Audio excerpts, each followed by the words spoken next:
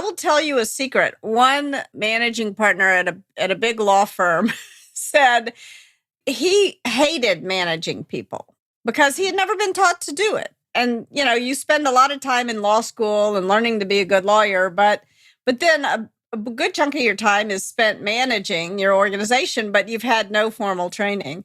And he said to me, and this happens in different ways, shapes, or form, but he said, I will pay you any amount of money you ask if you'll manage all my lawyers. And I said, you can't outsource management to me. I am not a lawyer. I will not be a good manager of these lawyers. It's like saying to somebody, I will pay you any amount of money if you'll go to the dentist on my behalf. Something you can't outsource. You've got to do it if you're going to lead a team. But nobody gets trained. Welcome to On Record PR, where we go on record with industry leaders to discuss best practices for public relations strategies that drive business success. Let's get started with the show. Welcome to On Record PR. I'm your host, Gina Rubel. Today I'm going on record with Kim Scott, the author of Just Work and Radical Candor, and co-founder of a company that helps people put those ideas in her books into practice. Kim was a CEO coach at Dropbox, Qualtrics, Twitter, and other tech companies. She was a member of the faculty at Apple University, and before that, she led Google's AdSense, YouTube, and DoubleClick teams. Kim co-founded the executive education company Radical Candor with Jason Rossoff. Radical Candor is a team of compassionate professionals helping organizations move from a culture of command and control to one of collaboration and inclusivity. Welcome, Kim. I'm so happy to have you here today. Thank you so much. It's an honor to be here. We're going to have fun with this. And if you're wondering, audience, while you're listening to this, I'm holding up the book, Radical Candor. So I have read it and I am trying to implement many of the things. So many of my questions come from that perspective. So let's start with, what is radical candor? Yeah. So radical candor is what happens when you care personally and challenge directly at the same time. It's probably easiest to understand what radical candor is to talk for a second about what it is not. So sometimes we remember to challenge directly, but we forget to show that we care personally. And that is obnoxious aggression. And sometimes there's a little bit of confusion about radical candor. People will charge into a conference room and they'll say, in the spirit of radical candor, and then they will proceed to act like a garden variety jerk. And that is not the spirit of radical candor. That is the spirit of obnoxious aggression.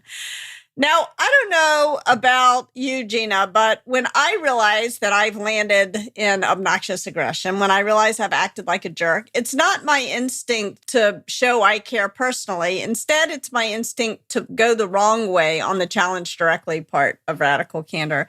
And then I wind up in manipulative insincerity, the very worst place of all. If obnoxious aggression is front stabbing, manipulative insincerity is backstabbing. Manipulative insincerity is where passive-aggressive behavior, political behavior, all of the things that make a workplace most toxic sort of creep in. And, it's fun to tell stories about manipulative insincerity and obnoxious aggression, because that's where the drama is. But in my experience, at least, and I bet in yours, the vast majority of us make the vast majority of our mistakes when we do remember to show that we care personally. Most people are actually pretty nice people, despite everything you read on social media. So we do remember to show that we care personally, but we're so worried about not hurting someone's feelings that we fail to tell them something they'd be better off knowing in the long run. And that's what I call ruinous empathy. So that's what radical candor is and what it is not. So you talk about Bob in your book, and I have so many Bob stories in my life. I am a ruinous empathy queen. Yes, you and me both. Here's the funny thing. And as you know, Kim, our firm we work a lot with law firms and general counsel. And as a former litigator, the funny thing is I'm non-confrontational. And so I found myself, and that's why I do well in my job, I found myself more in ruinous empathy. And what I take from that is not giving direct, candid, care-filled feedback to help people succeed. And I would say that was probably the first 10 years of my career running a business. Yeah. Yeah. Mine too. Honest. That's why I wrote the book. Yeah. Right. And I love the license to know that it's okay to be direct while being sincere and kind. Yes. Yes. And it's interesting. My second question to you, what was not radical candor? So you've already answered that. I jumped the gun. But one of the things you said in the book that I really love is leave 3 unimportant things unsaid each day. Yes. Yes. I think that that's one of the mistakes that people sometimes make about radical candor is they think it's like a license to nitpick. And it's not. I mean, it is hard to be radically candid. It's really easy for me to say, be radically candid, care and challenge. That's all there is to it. But it's actually very counterintuitive. And I think one of the things that really helped me sort of get over my ruinous empathy instincts was telling that Bob story. So you want me to tell the Bob story? And I would love to hear if you have a story you want to share. Absolutely. And like, I would encourage all of your listeners to think about their stories, because we all do this. We all do this from time to time. And a lot of us do it probably every single day. So here's a story, one of many thousands of stories from my life where I was ruinously empathetic and just trying to be nice. I actually hurt someone much worse than I intended to. So this happened pretty early in my career, and I had just hired this person named Bob, and I liked Bob a lot. He was smart, he was charming, he was funny. He would do stuff like we were at a manager offsite playing one of those endless get-to-know-you games, and Bob was a guy who had the courage to raise his hand and to say, I've got an idea. I can tell everybody's stressed out, and this will help us get to know each other. It'll be really fast. Whatever his idea was, if it was fast, we were down with it. So Bob says, let's just go around the table and confess what candy our parents used when potty training us. Really weird, but really fast. Weirder yet, we all remembered Hershey Kisses right here. That's what my parents used. And then for the next 10 months, every time there was a tense moment in a meeting, Bob would whip out just a right piece of candy for the right person at the right moment. Oh, that's fabulous. I know. Yeah. So Bob brought a little levity to the office. One problem with Bob, he was doing terrible work. I was so puzzled because he had this incredible resume. I learned much later the problem was that Bob was smoking pot in the bathroom 3 times a day, which maybe explained all that candy that he had. Leave the gummies at home, people. Yeah, that's right. That's right. It does not help you with detailed work. It might help you with some kinds of things, but not the kind of work we were doing. And so I didn't know that at the time. And when Bob would hand in his work to me, shame in his eyes, he knew it was not nearly good enough. I would say something to him along the lines of, oh, Bob, this is a great start. You're so awesome. We all love working with you. You're so smart. Maybe you could make it just a little bit better, which of course he never did. So let's pause for a moment and think about why I said something so banal to Bob in that moment. I think part of it was really ruinous empathy. Like, I really did care about Bob, and I really genuinely did not want to hurt his feelings. But if I'm honest with myself, there was also more than a little bit of manipulative insincerity going on because Bob was popular and Bob was also sensitive. And there was part of me that was afraid if I told Bob in no uncertain terms that his work wasn't nearly good enough, he would get upset. He might even start to cry. And then everybody would think I was a big you-know-what. And so the part of me that was worried about my reputation as a leader, that was the manipulative insincerity part. The part of me that was worried about Bob's feelings, that was the ruinous empathy part. And that goes on for about 10 months. And eventually the inevitable happens. And I realize if I don't fire Bob, I'm going to lose all my best performers because they're frustrated. Like, not only have I been unfair to Bob by not telling him, I've been unfair to the whole team. And now their deliverables are late because his deliverables are late. They're not able to do their best work because they're having to spend a bunch of time redoing his work. And they're fed up. They're going to go someplace and work where they can do their best work. And so I sat down with Bob to have a conversation that I should have begun, frankly, 10 months previously. And when I finished explaining to him where things stood, he kind of pushed his chair back from the table. He looked me right in the eye and he said, "Why didn't you tell me?" And as that question, yeah, your expression was exactly how I felt. Right. As that question was going around in my head with no good answer, he looked at me again and he said, "Why didn't anyone tell me? I thought you all cared about me."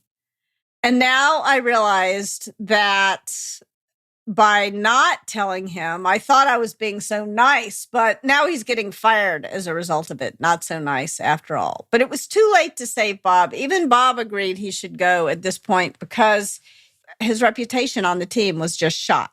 All I could do in the moment was make myself a very solemn promise that I would never make that mistake again. And that's what really sort of set me down this radical candor path, because it was a very common mistake, not only for me, but for all the managers who I worked with. So that's why I'm talking to you. And I think lawyers, and this is something I learned, lawyers tend to always be in a rush. So oftentimes they'll, especially partners, will correct the mistakes of the associates without giving advice and say, oh, excuse my language, their work is shit, and we see that all the time. And yet, or worse, their shit, right. And as opposed to saying, setting expectations. Yeah. Opposed to just throwing assignments out as managers, as leaders, as you will. And I know you have a differentiation between what you call boss, which I've always been uncomfortable with. And now I'm going to learn to be comfortable with, by the way. Well, there's no good word for it, is there? No. Leader is not a great word. Manager is not a great word. Boss is it is not a role that we have a lot of affection for. And especially as women. Yes. Raised in, pre-millennial, let's just say. Yes. I won't date either of us. Yeah. And I was raised in the South. So on top of it, and I was raised with Italian Catholic guilt. So, and so it's so interesting where, as I read all of these things, and I've often made that same mistake of just fixing it. Yeah. And fixing it and fixing it and fixing it to the point where your ruinous empathy does become very disingenuous, and it does become that manipulative insincerity because you're just so frustrated at that point and you just want it done and you don't have any time. And so we create our own, these cycles. And I see it all the time in law firms. So I will tell you a secret. One managing partner at a big law firm said he hated managing people because he had never been taught to do it. And, you spend a lot of time in law school and learning to be a good lawyer, but then a good chunk of your time is spent managing your organization, but you've had no formal training. And he said to me, and this happens in different ways, shapes, or form, but he said, "I will pay you any amount of money you ask if you'll manage all my lawyers." And I said, "You can't outsource management to me. I am not a lawyer. I will not be a good manager of these lawyers." It's like saying to somebody, "I will pay you any amount of money if you'll go to the dentist on my behalf." It's something you can't outsource. You've got to do it if you're going to lead a team, but nobody gets trained. And that's part of the problem. And, it's one of the reasons we started our company, not so much to train lawyers on how to manage, because there's many, many great legal coaches, people like you and your organization that can teach better ways of management and teach me all the time. But we teach them the art of proactive communications. Yes. Which none of us were taught any of this in law school. Let's face it. Yeah. Everything's overly verbose and demanding. So it's interesting in your book, one of the other things you said, which and it's in the intro, but it really caught my attention, is relationships don't scale, but culture does. Yes. What do you mean by that? And why does it matter? So one of the things, when people ask me about how can I as a boss show that I care personally, what's the right way to do that? One of the stories I tell is about a boss that I had, Cheryl Sandberg, and the ways that she showed me she cared. So, she would do things like when I first moved from New York to California to take the job at Google, I was really lonely because I didn't know anyone here in California. All my friends were back in New York, and I was, 35. I was not, and single and all that. And she could tell that I was lonely, and she introduced me to a book group. I'm still friends with a bunch of those people to this day. And then a few months after I took the job, my father was diagnosed with late stage cancer, and I was devastated. And she could tell that I was devastated. And she said, "Look, your team and I are going to write your coverage plans. That's what great teams do for one another. We've got your back, but you need to go be at home right now. Like, don't stay here. You're not doing anybody any good here. You need to be with your family right now." And those were the kinds of things she could not do for all 5,000 people in her organization. No matter how talented you are, you can only have a small number of relationships. But when a leader does that kind of thing for their direct reports, it makes it much more likely that their direct reports in turn are going to do that for their direct reports. And that does create a culture of scaling. The way that a leader treats the people who they interact with is going to have a big impact on how those people treat their people. And it's leading by example, right? And it does create a culture of caring, and that does scale. That is really important. When people know that they can come to work and that they're allowed to have a personal crisis without being punished for the personal crisis, that makes a world of difference, because we all come into work with our personal traumas, with back work traumas and traumas in our personal life. And when we feel cared for, then we can do our best work. So there's some enlightened self-interest as well as it just feels better. It's so interesting to hear all this, because I believe that the pandemic changed many, many organizations globally, especially with the traditional male gendered model of management, which we saw in legal all the time. Wear a suit to work, don't talk to anybody, never talk about having kids. Yeah. You're not human, you're a robot. So don't talk about being human. Yeah. And what I get out of Radical Candor, among many things, is that humanity and relationship, and this has always been my philosophy at Fury Rubel, is key to the existence. I mean, if I know every one of my employees, and we're small, we're 15 people, I can know them all. But I find it so important to lead that example. So that makes me so happy, because when my father was diagnosed with late stage cancer, my team told me to leave the office. Yes.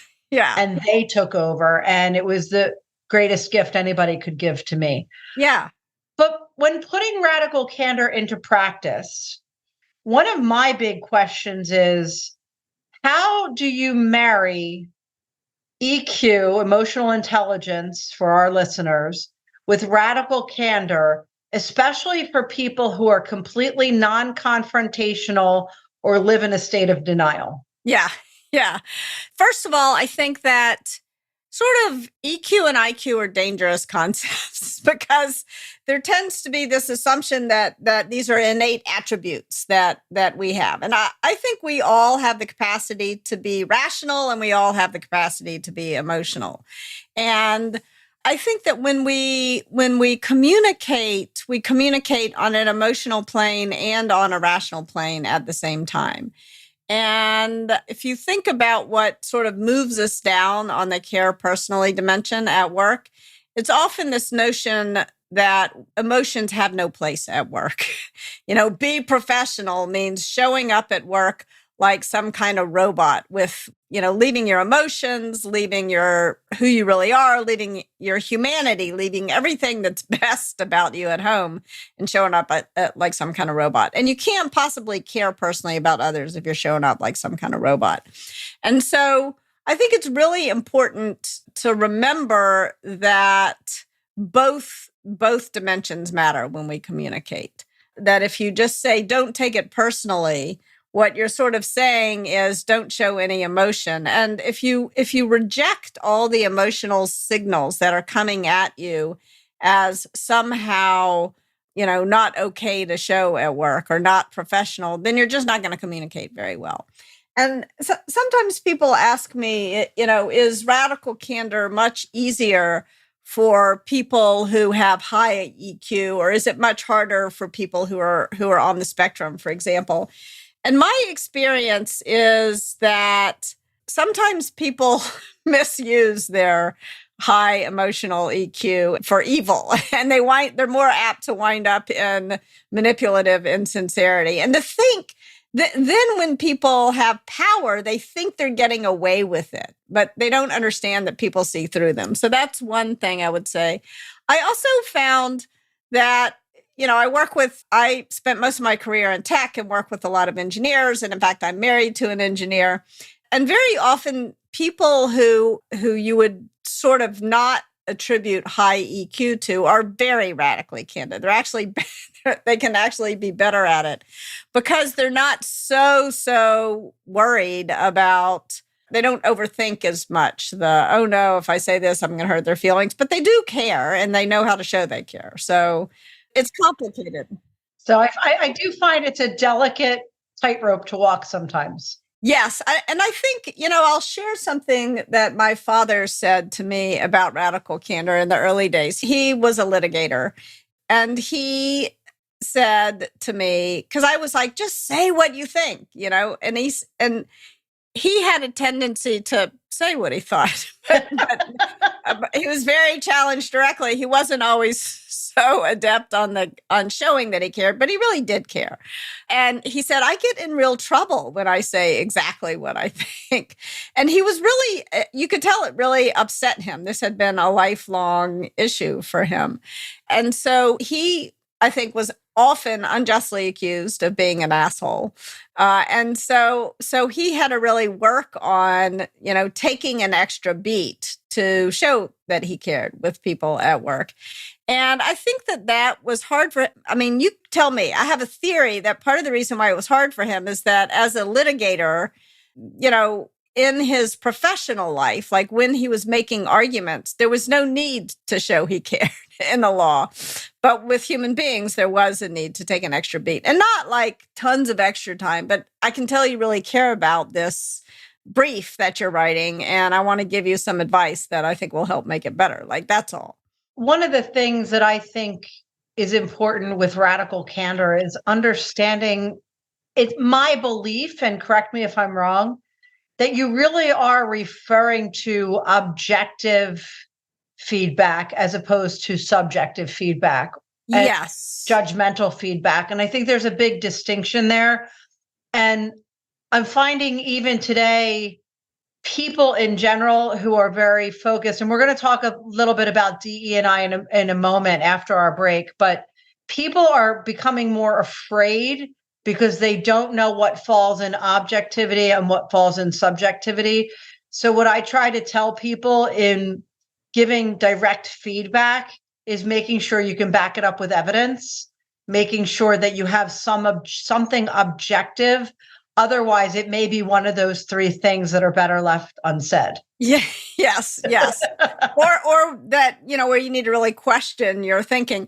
I think one thing that helps me is what I call hippie corn. So these are acronyms. So remember, when you go into these conversations, you want to be humble. You want to state your intention to be helpful. You want to have the conversation, if possible, in person. If not, you want to have it synchronously. You want to offer this feedback right away. The longer you wait, the bigger deal it seems.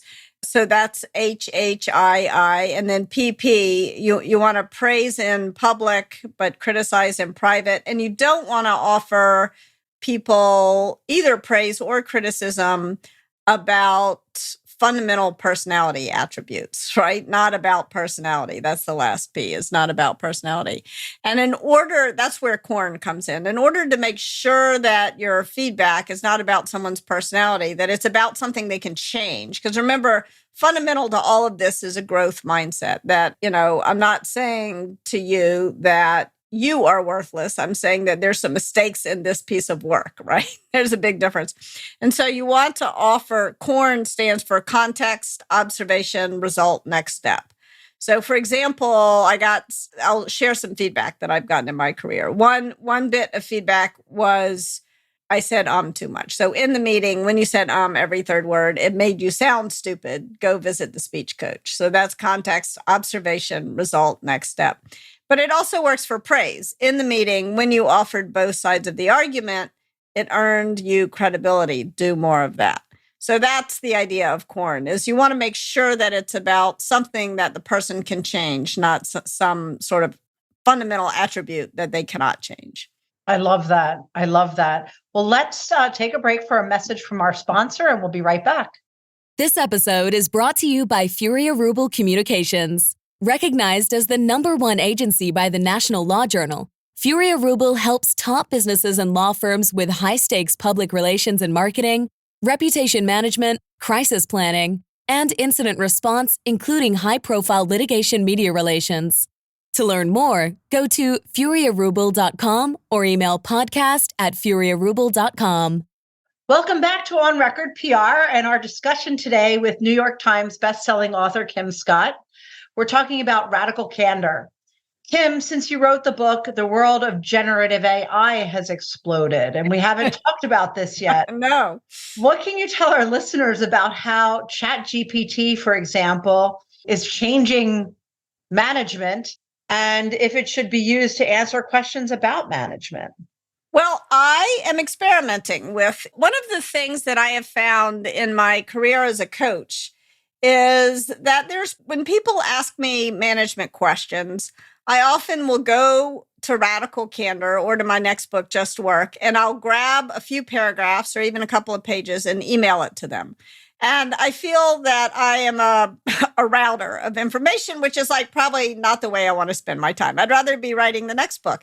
And so we're doing an experiment, the Kim bot or the Radical Candor bot. And so we've got an instance of AI that is focused on radical candor, on the book. We fed it in the text. And so if you ask it a question, it'll spit you back the right page in the book. This, to me, has great promise. To me, the thing that the ChatGPT or other similar versions, the Google product and all of the other AI products that people are working on, offer is a better way to understand the question. I think, though, getting it to write answers itself is problematic. And it's problematic because it's bullshit on a scale that we've never seen before. It's bullshit on an unprecedented scale. It doesn't know, it has no notion of whether what it's saying is true or not. And that's kind of, there's a great essay on bullshit, and it's worth rereading that essay right now because of this problem with ChatGPT. So it has no notion of whether what it's saying, whether what it's writing is true or not. It also doesn't, for the most part, at least so far, it doesn't show its work. It doesn't reveal its sources. And that's really problematic. And if you ask it what its sources are, it says, what reasonable sources? It's like that is not an acceptable answer.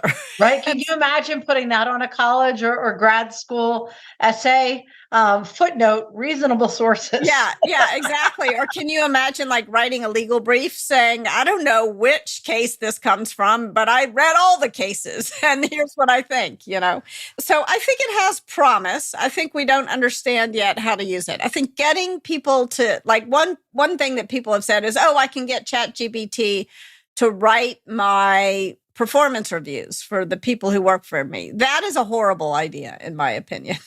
One of the things I think you can use ChatGPT for, and I'm just going to caution listeners, I have an article coming out on generative AI and legal, and once it's out, I will link it in the show notes of this podcast so that people have it. But it's a good starting place for ideas. Yeah. How can I say this? Yes. How can I give this type of feedback?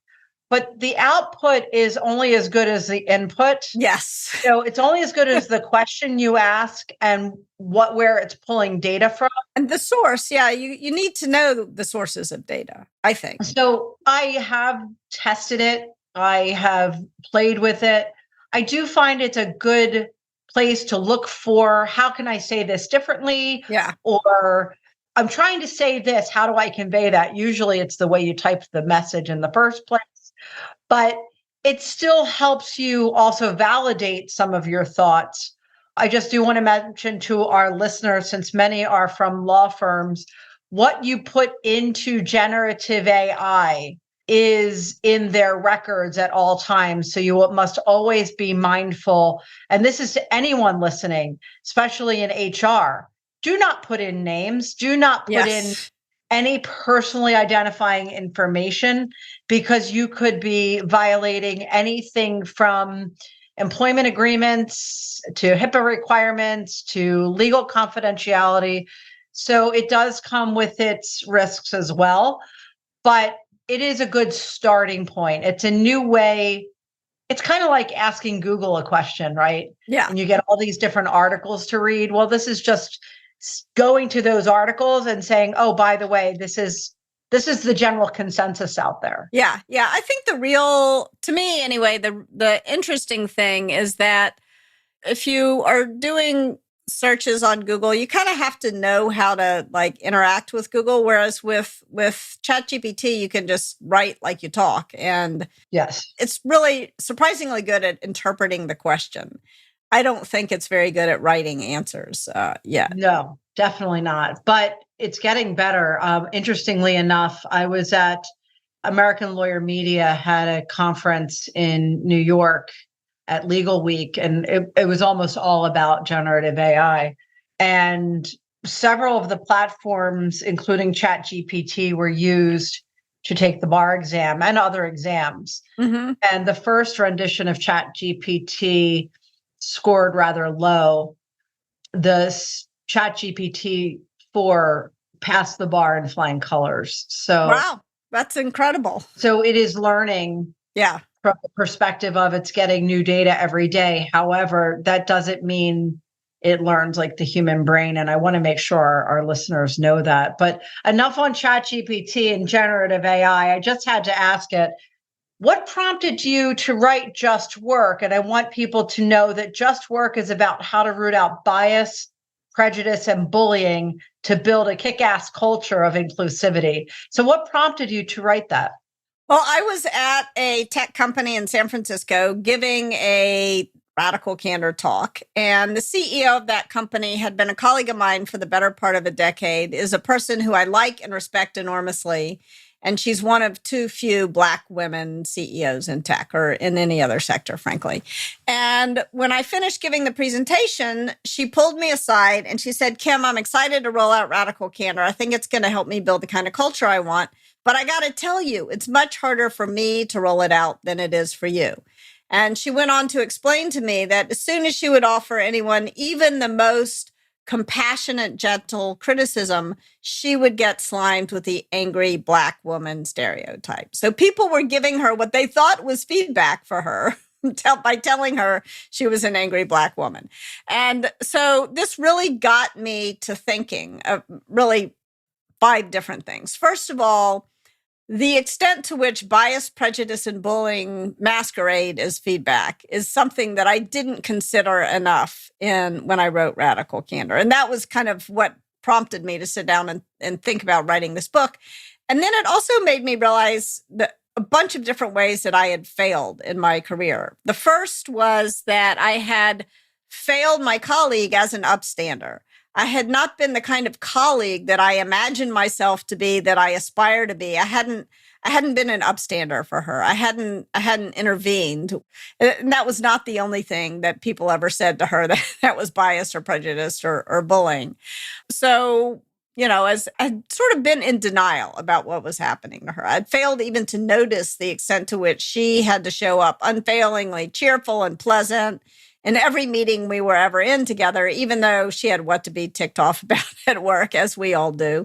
And she couldn't show her emotions. It hadn't occurred to me the toll that must take on her. So that was number one, is I hadn't been the kind of upstander that I aspire to be. The second thing that I realized when she told me this was that not only had I been in denial about the kinds of things that were happening to her, I was also in denial about the kinds of things that were happening to me as a white woman in the workplace. I had pretended that a whole host of things were not happening to me that were in fact happening. And kind of hard for the author of a book called Radical Candor to admit, but there it is. I just was pretending that this stuff wasn't happening to me. And I think I pretended that because I didn't want to think of myself. I also didn't want to think of her as a victim because we have such strange attitudes about being a victim in our culture. But the third thing I realized was that even less than wanting to think of myself as a victim, did I want to think of myself as a culprit. And so I had been most deeply in denial about the times when I myself had been biased or had had a prejudice or had bullied others, which we are all bound to do. These are all very human behaviors. It doesn't mean they're good behaviors, but we need to sort of acknowledge them. As my son's baseball coach said, you can't do right if you don't know what you're doing wrong. And so I needed to stop and think about my role as the person who caused harm sometimes. And then last but not least, I think as a leader, I always imagined I was creating these BS-free zones where bias and prejudice and bullying wouldn't happen. And I kind of imagined they wouldn't happen because I was the boss. But of course, just because I was the boss didn't mean that human nature was different. So I hadn't done enough as a leader to prevent those things. And that was kind of what prompted me to write Just Work. So one of the things in Just Work that you talk about is disrupting bias. Yes. What are some ways to do that? So I think it's really important to disrupt bias in the moment and to disrupt it publicly. I say criticize in private, but disrupting bias, that's not criticism. It's like just correcting. It's making a in-course correction. And correction is something you have to do in public. So what I recommend is sort of a three-step process. The first is sit down with your team and think about what's a shared vocabulary. So with my team, I like to wave a purple flag. So if I say something biased and I realize it, I'll wave the flag on myself. Or if someone else says something biased, I'll say purple flag. And we all understand that it's a friendly purple flag. It's not a yellow flag. It's not a red flag. But this is the vocabulary that we use to sort of disrupt bias in the moment. Other teams I've worked with have different things they do. One team throws up a peace sign. They say peace as a way to sort of invite someone in to notice their bias. And so that's really important. It needs to be supportive, and there needs to be a shared understanding as well as a shared vocabulary that we're all going to say and do biased things, and that this doesn't mean we're horrible people. We're having a growth mindset about this. The second part of disrupting bias, though, is teaching ourselves how to respond when it's our bias that's being disrupted. Because I don't know about you, but when someone points out to me that I've said something or done something that's biased, I feel deeply ashamed. I mean, I can tell you in my body where I feel the shame. It's tingling in the backs of my knees. It's the same physical sensation that I get if my children walk too close to the edge of a precipice. So it's a real kind of primal fear. Yeah. And I rarely respond at my best when I'm in a primal fear kind of brain.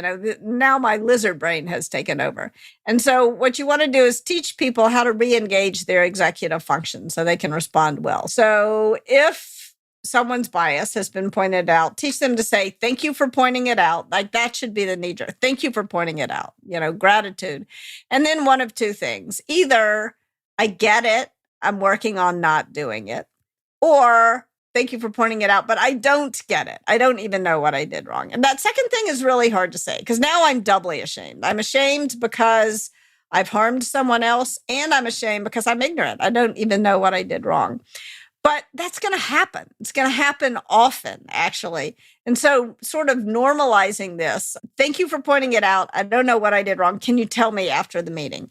And the reason to talk about it after the meeting is that the promise of bias disruptors is that this is a way to disrupt bias. It's not going to disrupt the whole meeting. You're not going to have to spend the whole meeting talking about bias. You're going to talk about what you intended to talk about, but you're going to disrupt bias. And the reason to do that in public is that bias is sort of a pattern. And If we don't disrupt it in the moment, then we reinforce it and we make it more likely that it's going to repeat and even escalate. And it's also not fair to the people who are harmed by the bias because they're like getting this 15 times a day. And it becomes almost like a repetitive stress injury. And so we all want to be conscious of disrupting the bias so that we can change it. I know we can have a much longer conversation on this. I will share with our listeners another resource that I love is Ibram Kendi's How to Be an Anti-Racist. Yes. I think it's a great book on disrupting bias in other ways. I like this idea that you bring to the table as well. And also, in the show notes, I will put a link to our website.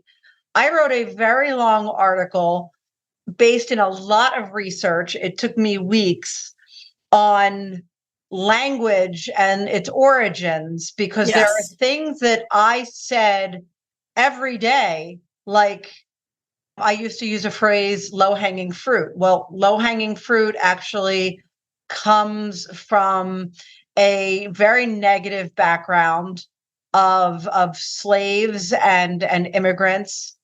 Really? Picking fruit. And so I try to be mindful of that. I try not to say that.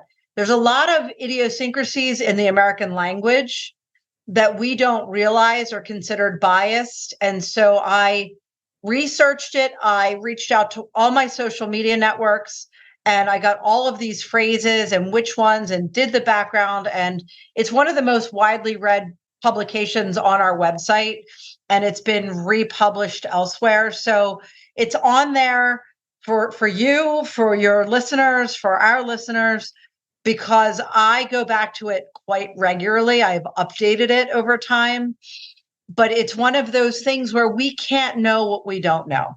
Yeah, I'm going to read that. And I think make sure that Chat GPT knows it too. Like if we can, I would love to do that. If we can program at a programmatic level. Another great resource is Textio. Send it to Kieran Snyder, who is the CEO of Textio, because Textio will automatically flag biased language in your writing, and it's really helpful. So after this podcast, after our recording, I'm going to follow up with you on that because I would love to. I learned so much. Everything from, the pot calling the kettle black, or, things we use that are regularly used in conversation that people just don't know because they were raised with it. So what is the origin of the pot calling the kettle black? I'm going to have to go back to my notes. Yes. Yeah. It's like, there's phrases like master bedroom that I've tried to stop using. We no longer use master as it relates to its primary. And fortunately, I've been seeing that across the board in the real estate industry. People are becoming very mindful of it. But it takes time, right? And to disrupt the bias, we bring attention to it, we acknowledge it, and then we try really hard not to do it. Yeah. And we have to be patient with ourselves, but also persistent. Like as I was writing Just Work, I hired someone to bust my biases, to point them out to me. And one of the phrases that she pointed out to me is that I tend to use sort of sloppy site metaphors, meaning I would use the word see when I meant notice, for example, which is sort of unfair to people who are blind, who notice things probably more acutely than people who have sight. And so I thought I got it. And I really cared about this because one of the people who was helping me to edit the book is blind, in fact. So the last thing I wanted to do was use sloppy site metaphors. I wanted to honor him and respect him. And I didn't want to do it in general because words matter and I care about words. So anyway, I thought I got it. I understood the idea and I thought and then I decided right before I turned the book in that I would do a search and that I would try to make sure I hadn't used any sloppy site metaphors. So after I got the feedback, after I thought I understood, guess how many sloppy site metaphors were in a 350-page book? A lot. 99. Yeah. Yeah. And that's the thing we learn. It's just like I've gone back and re-edited my books in the last rounds where it said his or her, and it's now there. Yeah. And, those things that we were taught differently Yes. 5 decades ago, 4 decades ago, 3 decades ago. Now we're saying, okay, what can I do to be more inclusive? And so it's really, we're all a work in progress. And I think that's what's most important. Yes. So friends, Kim Scott and I are going to do something a little bit fun. We're going to answer a question that I received in my Facebook network. So Michelle, this is for you. You asked Kim Scott what advice she has for managing across the organizational chart. Kim? Yes. So in theory, radical candor works the same way, up, down, sideways, even at home. Like you can try this with your spouse and your kids or whoever is at home with you.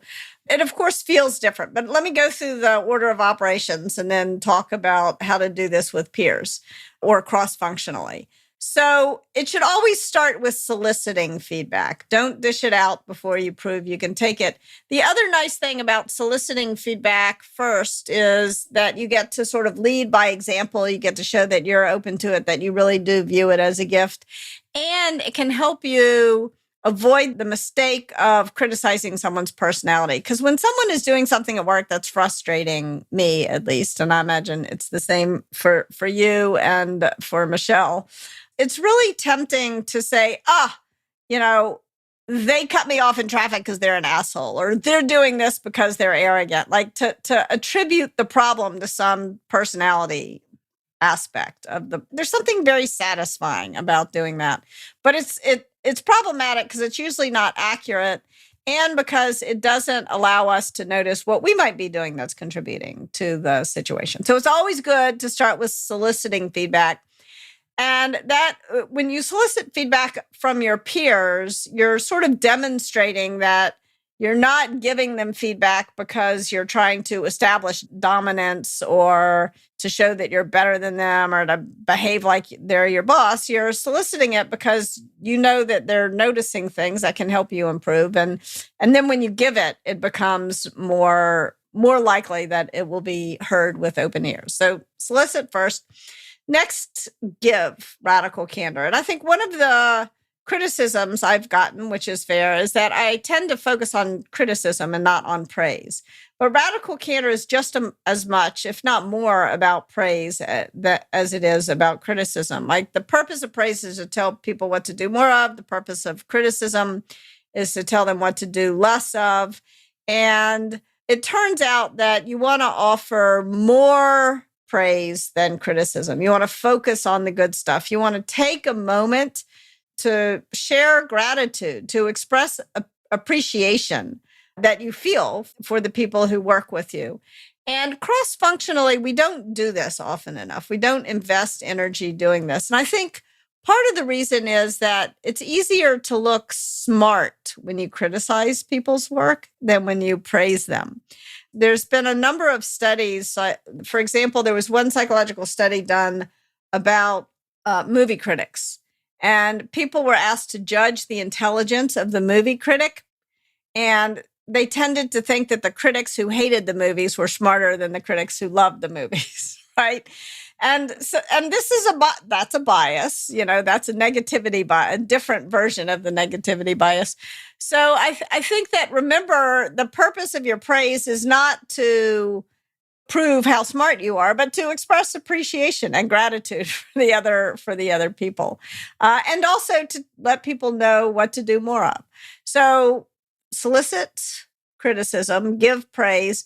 Now you've kind of created the conditions for giving criticism cross-functionally. And this is not like some kind of Six Sigma process. You can do all these things even in just one conversation, or a couple of, over a couple of days.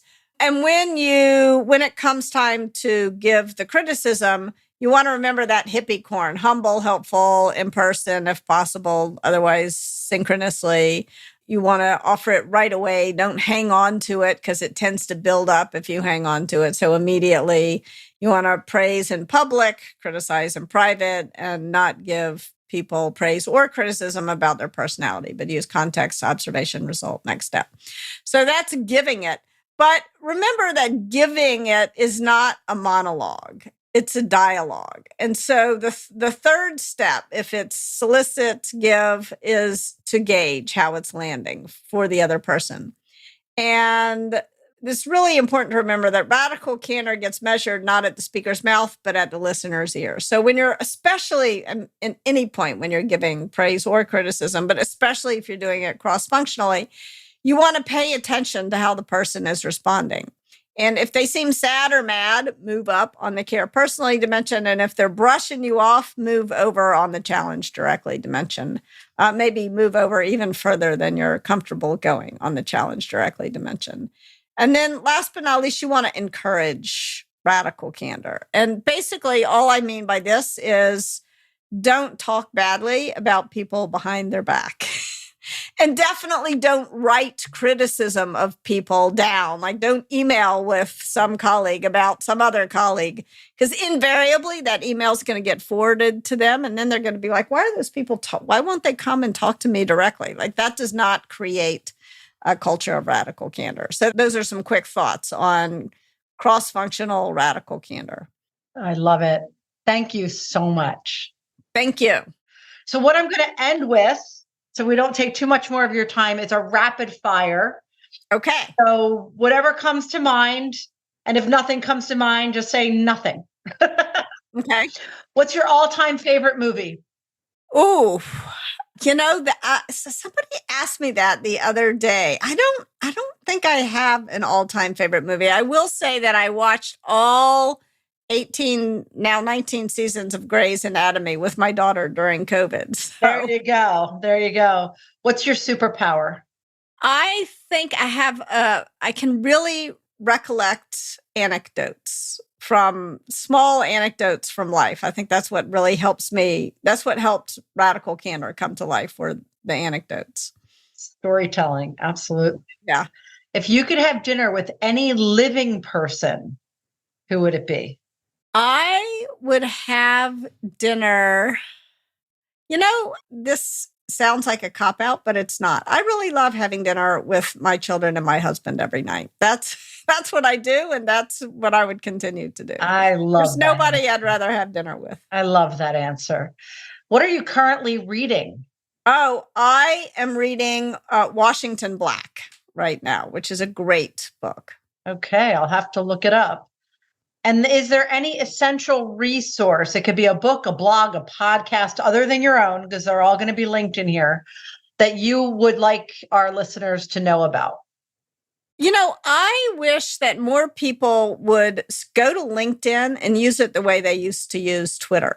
That's what I'm going to encourage people to do, because Twitter has lost it. And I think we need to re-find community. So that's my suggestion. I like that. And knowing your background and where you've worked over the years, I will take that advice to heart and we'll leave it there. Kim, I'm so grateful to you to be here. I will have on the show notes every various ways for people to reach you, your website, Twitter address. Are you still on Twitter? I am, but I much less than I used to be. But we do post tweets. I read less. I still post there. Yes. Okay. So just be mindful, listeners. LinkedIn's probably the best place to connect with Kim. And one of the things I will say is that I'm honored that you shared your time, your knowledge, your insights, your stories, your vulnerability. All of that is living proof of radical candor. And I thank you. I look forward to our next chat. Well, thank you. I am honored to be here. And thanks to your listeners for listening. I hope this was helpful. Thank you for listening to On Record PR. Visit our website, onrecordpr.com, to subscribe to the show, share it with your friends on social media, find show notes, additional episodes, and more information. We'll see you next time. In the meantime, feel free to send us questions or show ideas at podcast@onrecordpr.com.